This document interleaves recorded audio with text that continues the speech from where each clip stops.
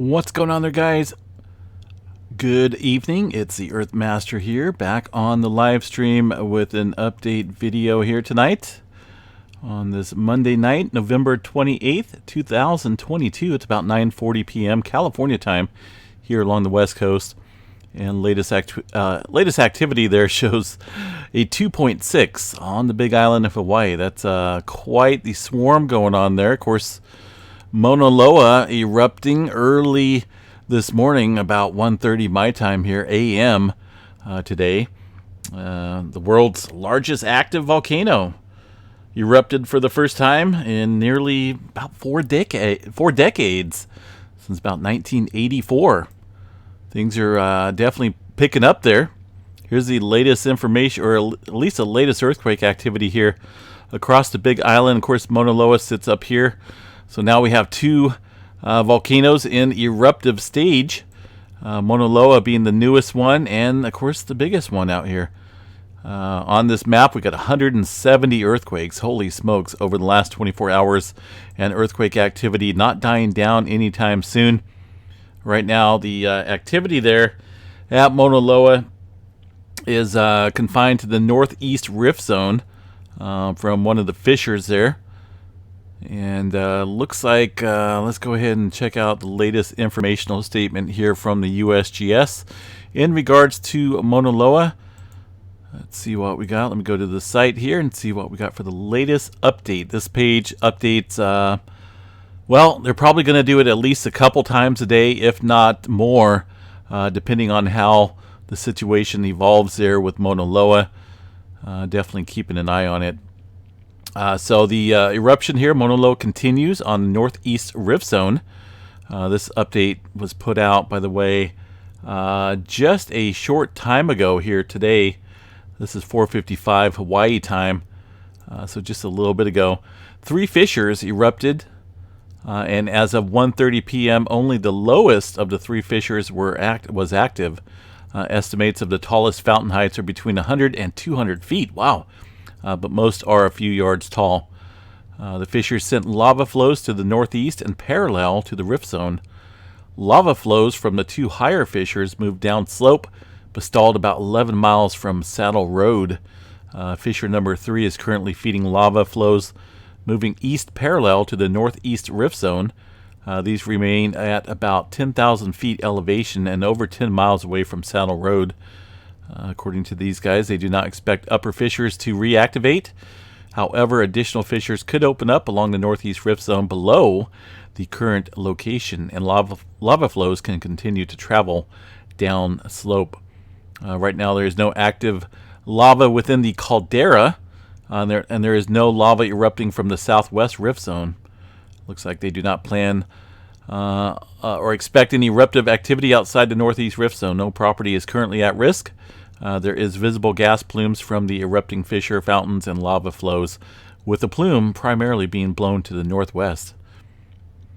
Speaking of that, I pulled up the VOG. Now, this ain't smog. This is, well, gas emissions here from a volcano, from, well, 2 of them now. Of course, we have,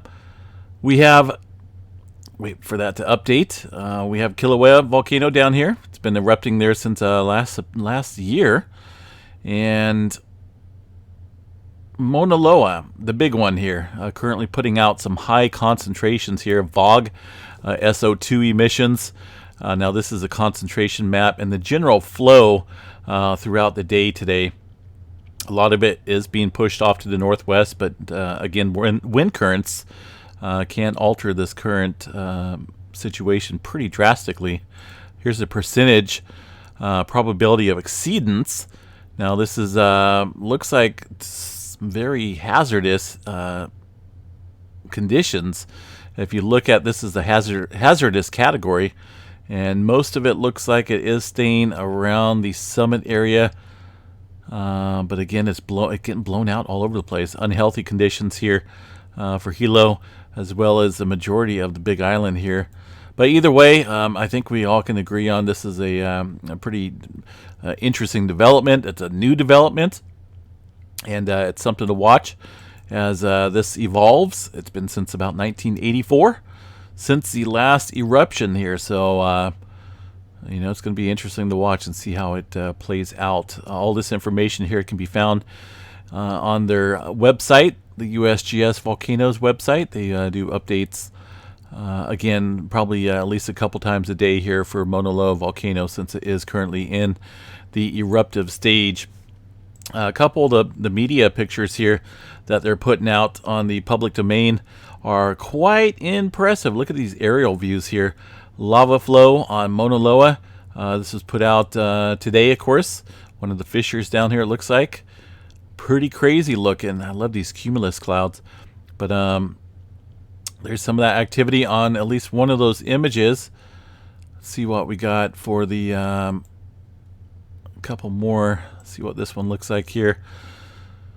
Goodness, that's there's definitely some lava flows there, I would say. Been building up and sleeping for a little while. And here is the current eruption map. Here's a little diagram of the Northeast Rift Zone that kind of sits up here. Southwest Rift Zone currently not active. The most vigorous flow fronts, about 1:30 p.m., are from this area right here on the map. Here's Observatory Road, it looks like, and a couple other different hills. There's the active fissure in question, and again, that's kind of going down in that direction. It's not anywhere near Hilo currently, but again, they mentioned that some fissures can open up below this level and continue to go downhill, down slope. So we'll definitely keep an eye on that, on this activity here on Mauna Loa. Again, earthquakes are ramping up like crazy, and that's going to be the case here for a little while. A lot going on here at Mauna Loa currently. We had 2 days prior to this eruption where there was no activity, absolutely none, hardly any earthquakes, and then just out of the blue, you know, it decided to make its name known. And I think I mentioned that here a couple days ago. I've been saying that in the past updates here, that I think this is going to be in the news pretty soon. And what do you know? Here we are. So activity continuing. The southeastern rift zone down here, or the southeastern flank here of Mauna Loa, down by Pahala. Still some activity kicking up there at our deeper levels, down there at about 31 kilometers or so. All right, let's see what else we got here for the worldwide activity. Not a whole lot for the western Pacific up here, northwestern Pacific. Kermadec Trench seen some activity coming in here. Within the last hour, looks like a 5.2 along the Kermadec Trench. Pretty shallow earthquake. This area has seen some movement here over the last week. A little swarm, I would say, of earthquake activity. We haven't really seen any further large-scale activity, I should say, upstream. So I'm still kind of keeping my eye on the Kermadec region southward through New Zealand. That's definitely an area to watch, considering it has not caught up in terms of all the earthquake movement, the 7s and the 6s that we've seen here over the past couple weeks. This area has yet to catch up a little bit. Did see some activity into the Fiji Islands area. Mostly earlier this morning, it looks like some 4-pointers. There's one 4.4 way down there, 618 kilometers below the surface. That's a pretty deep earthquake. And over here around the Izu Trench up north, and also down south into the Indonesia Islands area, we've seen some looks like a 5.1 and a 4.5, but not a whole lot filling in this area. Let me check out the earthquake 3D globe here and see what we got. There is some, looks like some other earthquake, newer activity here in the New Zealand area. A couple of 3s kicking off around the North Island, New Zealand region. There's that 5.2. And new activity around the Java Trench. Couple 3s around this cluster here throughout the Indonesia area. But, man, the big picture right now, definitely the big island. Let's check out what's going on off the coast here of Northern California. Did see some activity ramping up here at the Gorda Plate. Just off the Gorda Escarpment area. Looks like a earthquake there of a 3.1 magnitude. Some further activity up in Oregon here outside of Klamath Falls. they've been seeing a little bit of activity here recently. Now it looks like about 3. And these are about 7 to 18 kilometers deep in this area. Not 100% certain what's in or what's around this area, but looks like the majority of the activity definitely happening below the surface there. The rest of Oregon looks pretty quiet up through Washington. Got a couple small microquakes around Mount Rainier and Mount St. Helens. One earthquake outside of Yakima, it looks like. Up here on the Vancouver Island range, 2.1 coming in at 15 kilometers deep. Cascadia subduction zone, of course, sits up there. The latest tremor tonight shows only 6 epicenters of tremor, and that is not a huge number whatsoever. So things kind of pretty quiet up there right now. Let's give a quick glance here around the. I want to look at Newberry down there in Oregon, see what we got as far as earthquake activity goes. The volcano there, just southeast of the Bend, Oregon region. And that there kind of looks like it's not a whole lot going on. It's really blown out of proportion here as far as the amplitudes go. There is, those really don't look like earthquakes. Earthquakes maybe this little bitty one here, but there's some other outside interference there at the Newberry volcano. So not a whole lot going on currently with that volcano.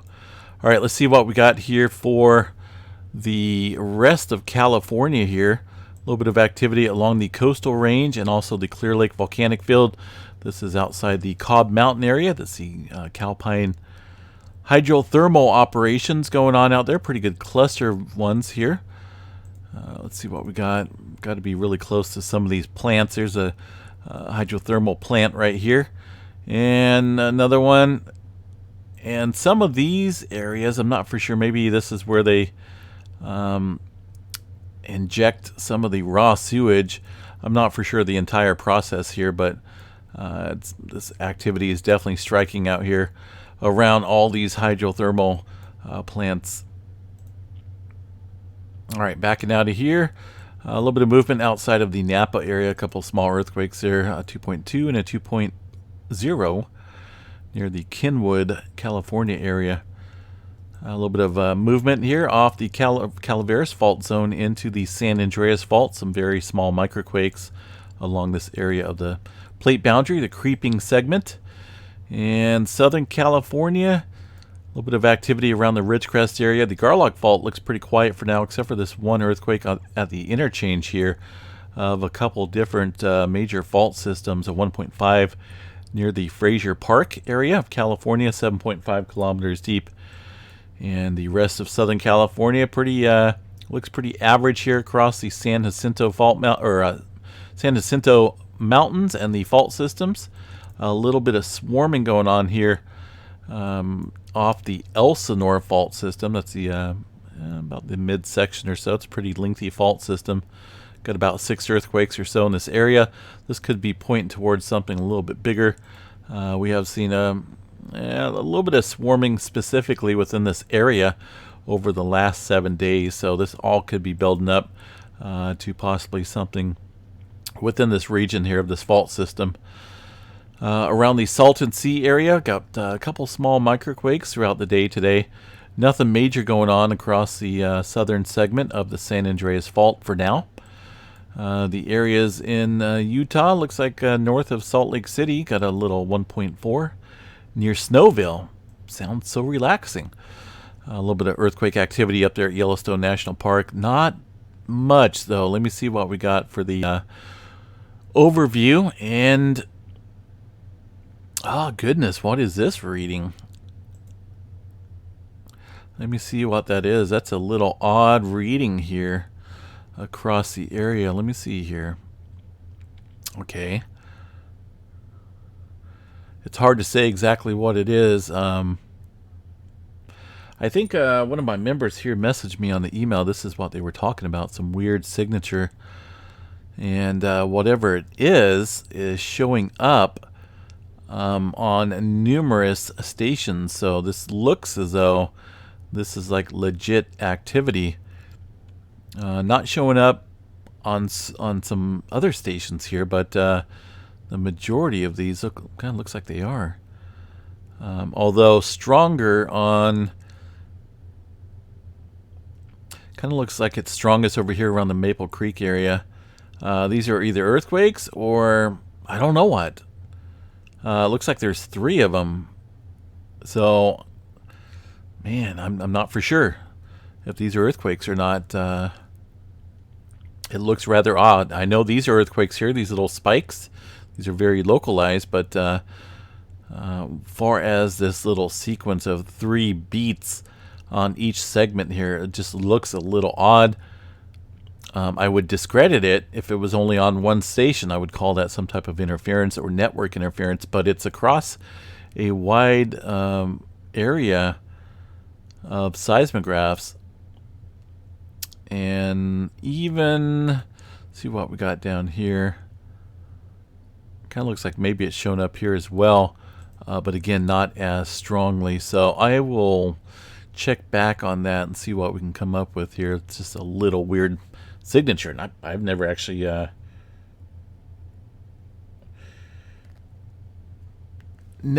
seen anything like that on there as to that type of nature. It's kind of odd. So again, we'll check back and see what it is. Kansas, a little bit of activity up here around the New Cambria area. It looks like a 2.6, 5 kilometers deep outside of Salina area.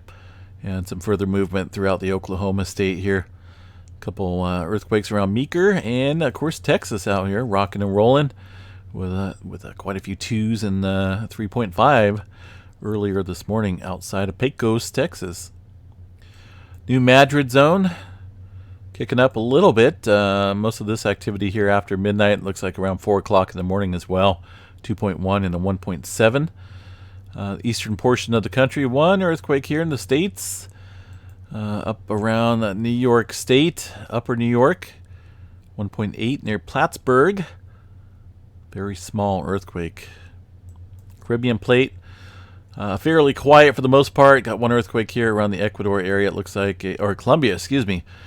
4.7, about 32 kilometers deep. That one coming in about 5 o'clock this morning time frame. Let's see what we got here on the Earthquake 3D globe. For this area, definitely seen some smaller quakes again here into the Chile area with a renewed movement, it looks like, a little bit further upstream.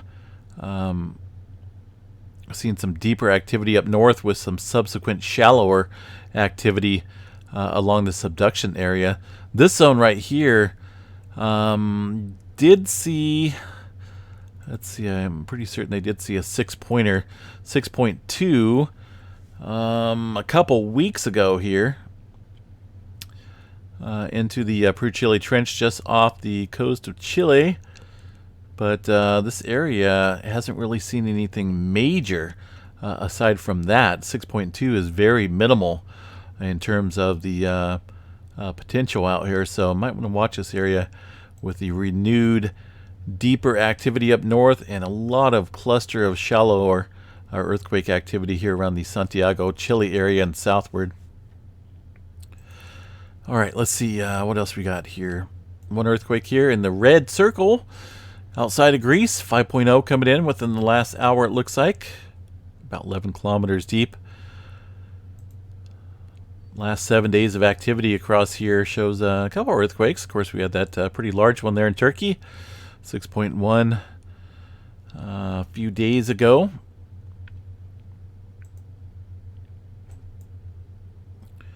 Big Island, once again, just a little recap. Activity is definitely going to be continuing for quite some time.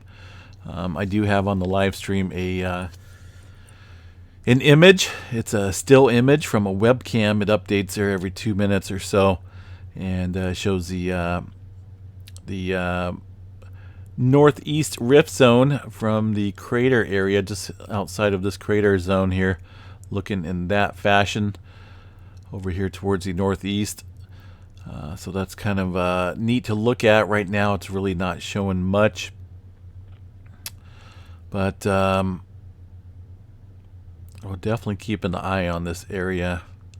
Again, the world's largest active volcano. 1984. A lot of time has passed since the last eruption here, so going to be it's going to get a little crazy. We'll keep an eye on that. Of course, we'll watch lava flows right now. Nothing's in threat. Again, some lower areas, though, could see some new fissures open up. And we'll watch that pretty closely here in the coming days.